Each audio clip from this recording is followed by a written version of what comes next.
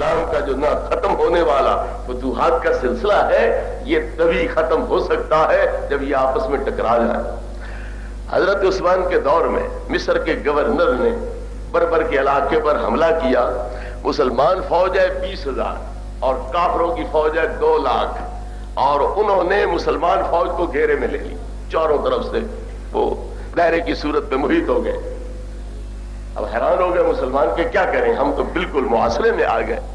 حضرت عبداللہ بن زبیر نے، یہ حضرت عائشہ کے بھانجے ہیں، حضرت صدیق کے نواسے ہیں، اور نبی کریم علیہ الصلوۃ والتسلیم نے ان کے منہ میں خود گڑتی ڈالی تھی، گٹی آپ نے ان کے منہ میں ڈالی تھی، اور انہوں نے سرکار کے پچھموں والا خون پیا تھا، اور سرکار نے ان کو بشارت دی تھی کہ دولت کی آگ کبھی تیرے قریب نہیں آئے گی۔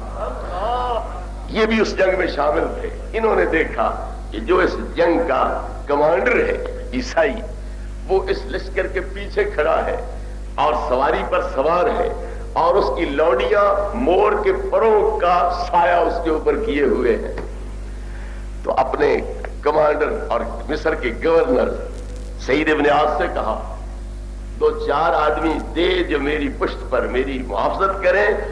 وہ بادشاہ ان کا کھڑا ہے اور کمانڈر کھڑا ہے، باقی فوج کو چھوڑو، اس کمانڈر کو ختم کر دیں، فتح ہماری خود بخود ہو جائے۔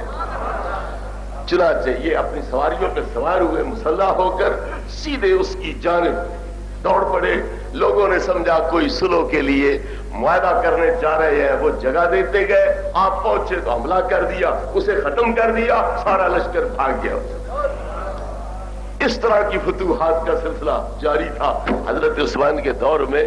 تو بر اعظم ایشیا میں فتوحات کی وجہ سے اسلام، بر اعظم یورپ تک اسلام پہنچا، ادھر افریقہ میں اسلام پہنچا، تو کیا یہودی عیسائی اور مجوسی لوگ اسلام کی یہ فتوحات دیکھ سکتے ہیں؟ آج ہم بے جان ہیں، لیکن پھر بھی ہمارے خلاف سازشیں ہیں کہ یہ سنبھلنے نہ پائے، ان کو اسی طرح نیم مردہ حالت میں رکھو۔ ہمارے جہاد والے فلسفے سے انہیں ڈر ہے، خطرہ ہے۔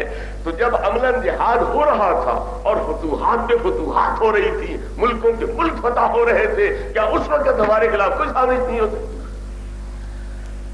تو جب یہودیوں کے یہ کارنامے تمہاری اپنی کتابوں میں موجود ہیں، تو پھر ہوش کے ناخن لو، کچھ عقل سے کام لو کہ نبی پاک کی وہ مقدس جماعت جو نبی پاک کی نگاہ سے پروان چڑھی ہے، ان کے خلاف ایسی کارروائیاں کیوں کرتے ہو؟ ان کو سب و شتم کیے بغیر، تبرے کیے بغیر چاول ہضم ہی نہ ہوں، حلق سے اترے ہی نہ، یہ کون سی مسلمانی؟ بہرحال اس یہودی نے نوجوان نسل کو، نوخیز نسل کو اس طرح پر بہکایا، پھسلایا، اور یہ عقیدہ ان کے ذہنوں میں راسخ کر دیا کہ واقعی یار بات تو سچی ہے، نبی پاک خلیفہ مقرر کیے بغیر کیسے چلے گئے؟ ابو بکر لوگوں نے بنا دیا خلیفہ، یہ اللہ کا خلیفہ تو نہ ہوا۔ حالانکہ جب اللہ رب العزت نے کہہ دیا محبوب یہ اب میرے ذمے آ گیا معاملہ خلافت کا، آپ اس میں حصہ نہ لیں، میں ان کو آپ ایک بہترین شخصیت اکٹھا کر دوں گا۔ جب اللہ ذمے لے لے ایک بات تو نبی پاک کو حصہ لینے کی ضرورت ہے؟ اللہ نے کہہ دیا کہ محبوب تم اس میں دخل نہ دو، میں آپ ان کو اکٹھا کر دوں گا، تو حضرت صدیق کو اکٹھا کر دیا۔ پھر حضرت صدیق نے حضرت عمر کو بال اتفاق بنا دیا، پھر حضرت عثمان ہو گئے۔ تو بہرحال اس یہودی نے مصر میں، بصرے میں، کوفے میں پھر کے دورے کر کے اپنے لوگوں کو ہم نوا بنایا، اور طے یہ کیا کہ کچھ لوگ مصر سے، کچھ کوفے سے، کچھ بصرے سے، مقامی جو گورنر ہیں ان کو یہ دھوکہ دے کے کہ ہم تو حج پہ جا رہے ہیں، عمرے کے لیے جا رہے ہیں، اس طرح وہاں سے نکلو یا آ کے مدینے کا محاصرہ کر لو۔ چنانچہ اس طرح پر یہ لوگ مدینہ پاک میں پہنچے اور حضرت عثمان رضی اللہ تعالی عنہ کا محاصرہ کر لیا، اور طرح طرح کی باتیں جو ہے وہ بناتے رہے۔ آپ حضرت علی کی وساطت سے ان کے مطالبے سنتے رہے، اور مصر کے بارے میں ان کا مطالبہ یہ تھا کہ وہ گورنر تبدیل کر دو اور محمد ابن ابی بکر کو خلیفہ بنا دو۔ ٹھیک ہے، محمد ابن ابی بکر کو گورنر بنا دیتے ہیں، یہ بات طے ہو گئی۔ اب مقصد ان کا یہ تھا کہ لڑائی ہو، افراتفری پھیلے، باہم کشت و خون ہو، وہ منصوبہ پھر ناکام ہو گیا۔ تھوڑی دور جا کے پھر واپس آ گئے۔ اور پھر واپس کیوں آ گئے ہو؟ مصر والے بھی واپس آ گئے، کوفے والے بھی، بصرے والے بھی، वही तुम फिर वापस क्यों आए हो? देखो ना जनाब, हमारे साथ ये जुल्म हो गया है। हमने एक जासूस पकड़ा है, वो मिस्र जा रहा था, उसके पास उस्मान का खत था, उस्मान की ऊँटनी थी, उस्मान का गुलाम ले जा रहा था, उसमें ये ऑर्डर लिखा हुआ था कि जब ये लोग वहां पहुंचे फुला फुला को सूली चढ़ा देना, फुला फुला की जबान काट देना, हाथ काट देना। देखो कितनी ज्यादती हमारे साथ। अब साहबा ये तस्वुर ही नहीं कर सकते थे कि किसी के नाम पर बनावटी खत भी लिखे जा सकते हैं, नकली मोहरें भी लगाई जा सकती है।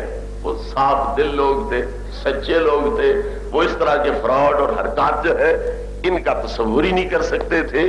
तो हैरान हो गए ये मामला क्या है।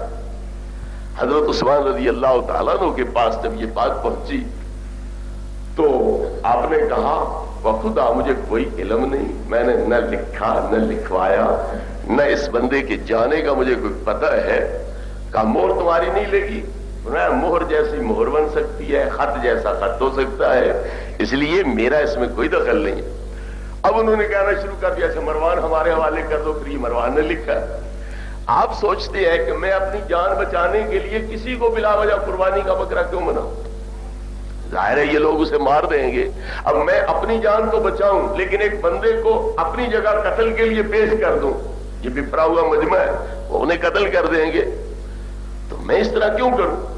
साहबा ने पूछा, भाई तुम तो जा रहे थे मिस्र के रास्ते पर, वो जा रहे थे कूफे बसरे के रास्ते पर, तुम इकट्ठे कैसे हो गए?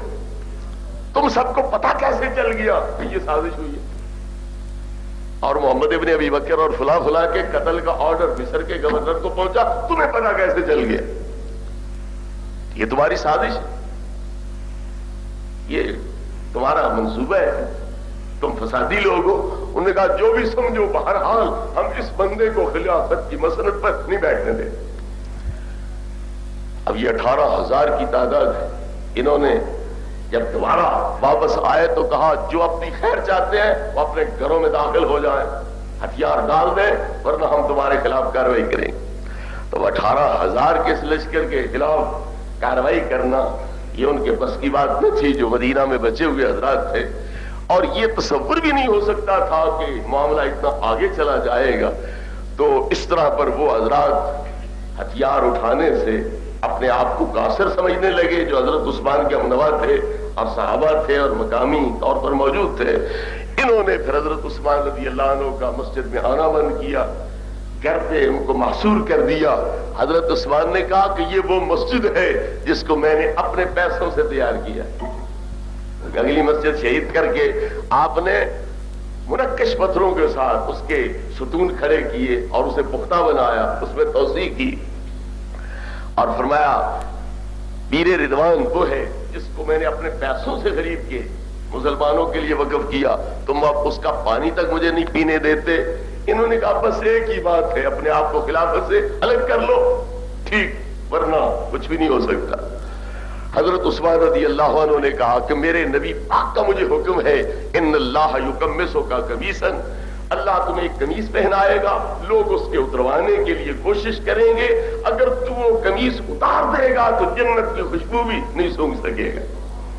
इसलिए मैं खिलाफत से दस्तबरदार नहीं होता, अपनी जान दे सकता हूं, खिलाफत को नहीं छोड़ता। और याद रखो अगर तुमने मुझे शहीद कर दिया फिर वो तुम्हारी मोहब्बतें, वो उल्फतें, वो अखुवत इस्लामिया, वो भाईचारा, वो मिल के नमाज़ें पढ़ना, ये सिलसिला खत्म हो जाएगा और फिर हमेशा के लिए ये फिरका बंदी की बुनियाद पड़ जाएगी। तो जो कुछ आपने फरमाया उसी तरह हुआ। जो सहाबा किराम के मद्दा रहे वो सुन्नी बने, जो सहाबा की हमनवाई में अहले बैत और हजरत अली के खिलाफ चले, उनकी साजिश थी, वो खारजी बन गए। जो हजरत अली की तरफदारी में सहाबा के मुखालिफ चले वो राफजी बन गए। इस तरह बुनियादी तौर पर 3 फिरके बन गए और आपस के अंदर ये जंगो जिदाल का सिलसिला जो है इस तरह पर चल निकला। तो ये पहला फितना था जो मजूस और यहूद की बिल्ली भगत की वजह से इस्लाम के अंदर रूनुमा हुआ और अब 73 फिरकों तक ये सिलसिला जा पहुंचा। और जो आज मुसल्लह कार्रवाइयां होती है और एक दूसरे के